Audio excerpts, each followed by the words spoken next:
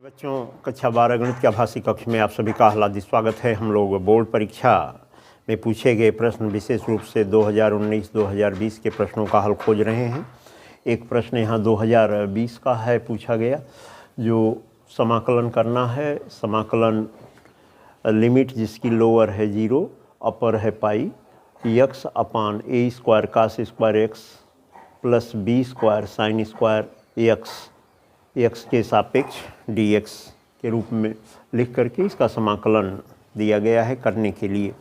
तो इस समाकलन को ज्यों का त्यों लिख लेते हैं और इस पर विचार करते हैं कि पाई में से अगर x घटाएं और कास पाई माइनस x का मान देखें तो माइनस कास x प्राप्त होता है। उसका होल स्क्वायर किया जाएगा तो प्रश्न पुनः हर में जो दिया गया है कास स्क्वायर एक्स प्राप्त हो जाता है।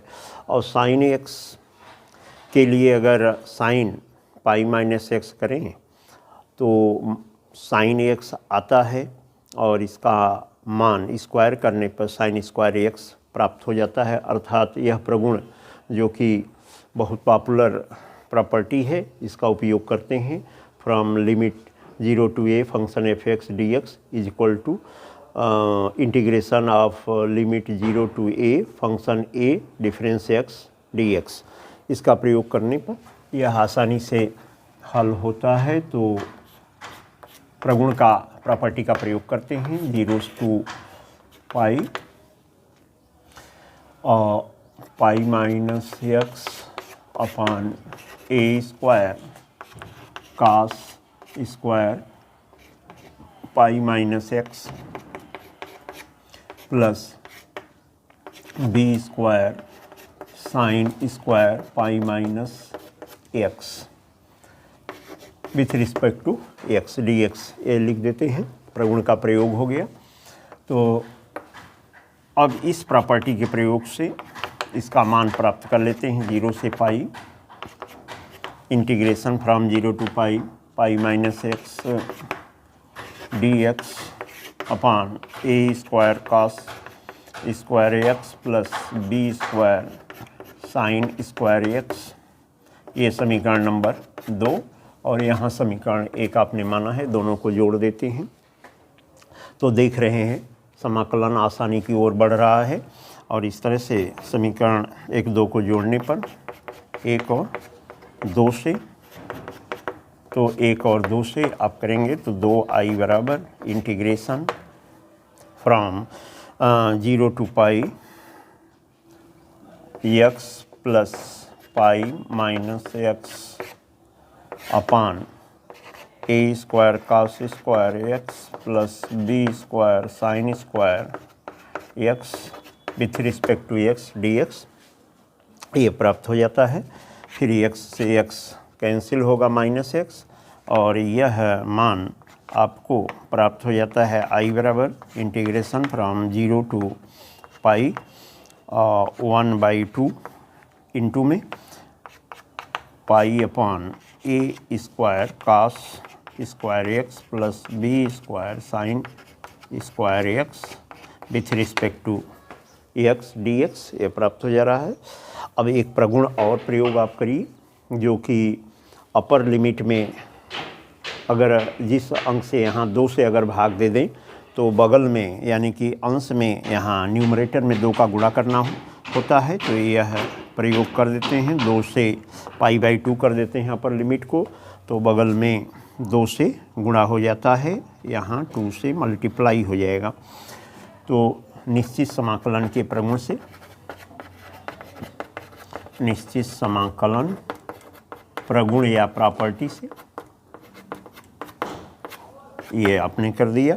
तो यहाँ से 2 से कैंसिल हो जाएगा, और ये है आपको आई इंटीग्रेशन बराबर क्या प्राप्त हो रहा है, 0 से पाई/2 0 से पाई/2 इंटू पाई अपान ए square cos square x plus B square sine square x D x. अब आप देखिए साधारण सा समाकलन बनता हुआ। अब कास स्क्वायर से अंश में भाग दे दें और कास स्क्वायर एक्स से, कास स्क्वायर एक्स से अंश में और कास स्क्वायर एक्स से हर में भाग दे दें तो यह और समाकलन आसान हो जाएगा। और यह आसान होता हुआ जी integration from 0 to π/2 into pi sec square x D x whole upon a square, cos square से कास स्क्वायर कैंसिल हो जाएगा, और a square plus B square tan square x है, इसे आप लिख सकते हैं बी tan एक्स का होल स्क्वायर, एक्स के सापेक्ष में समाकलन हो रहा है। अब अगर प्यारी बच्चों बी tan एक्स बराबर टी मान ले तो सेक स्क्वायर एक्स कैंसिल हो जाएगा जो अंश में है। तो माना suppose that B tan X बराबर टी, तो इसका अवकलन B sec square x D X बराबर डी टी ये हो जाएगा। यहाँ से sec square x D X बराबर डी टी अपान बी यह प्राप्त हो जाएगा। लेकिन प्यारे बच्चों एक चीज़ ध्यान देनी होगी कि जैसे ही आप मान कोई चर के रूप में, वेरिएबल के रूप में रखते हैं, जैसे टी यहाँ रखा गया है, तो उसकी लिमिट भी बदल जाएगी। फार लिमिट के लिए रख देंगे क्या, यदि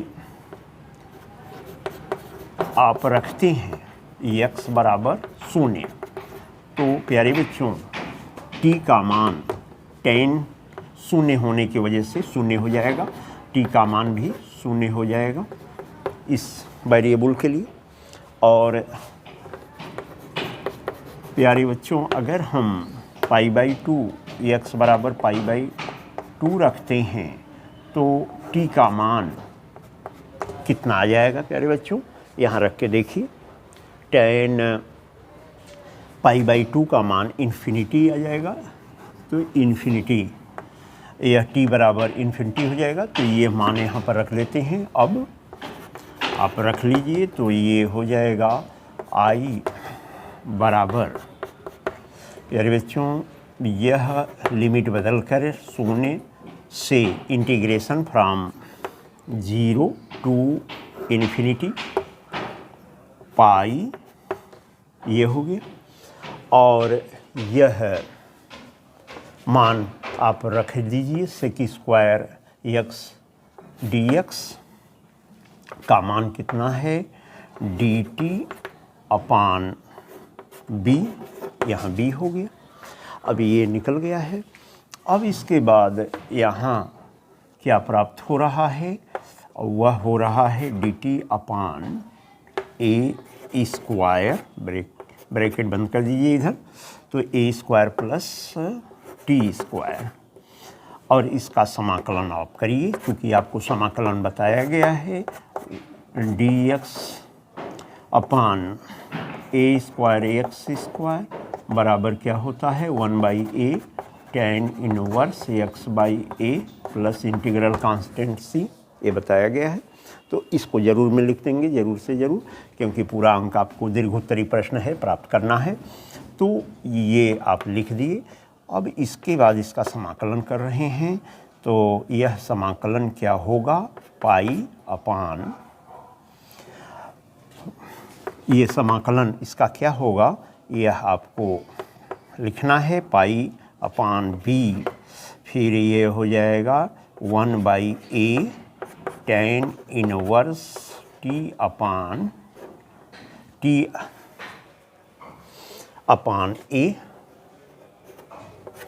अपान ए हो जाएगा। और यह डिफिनिट इंटीग्रल से इसकी लिमिट 0 से अनंत हो जाएगी, 0 टू इन्फिनिटी हो जाएगी। और यह मान आप प्राप्त करेंगे तो पाई अपान ए बी, और डिफिनिट इंटीग्रल से क्या बताया गया है टी के स्थान पर इन्फिनिटी रख देंगे तो tan inverse infinity difference tan inverse 0, ये मान आप पूरा रखेंगे और मान निकाल करके प्रश्न का हल निकाल लेंगे। तो इस तरह से आपका यह प्रश्न हल होता हुआ पूर्ण होने की कगार पर 0 से इंटीग्रेशन फ्रॉम 0 to पाई x अपान a square cos square ax plus b square x अपान a square plus a square into cos square x plus b square sine square x with respect to dx का मान क्या प्राप्त हो रहा है, pi upon a b into tan inverse infinity का मान पाई/2 और इसका मान tan इनवर्स 0 का मान 0 होता है और इसका tan इनवर्स इन्फिनिटी का मान पाई/2 होता है। तो रख देते हैं, तो ये उत्तर आपको प्राप्त हो गया पाई स्क्वायर अपान 2ab, जो अभीष्ट उत्तर है, अभीष्ट उत्तर रिक्वायर्ड आंसर है। इन तथ्यों को ध्यान से समझें, सीखें, आपके बोर्ड परीक्षा में अच्छे अंक होंगे।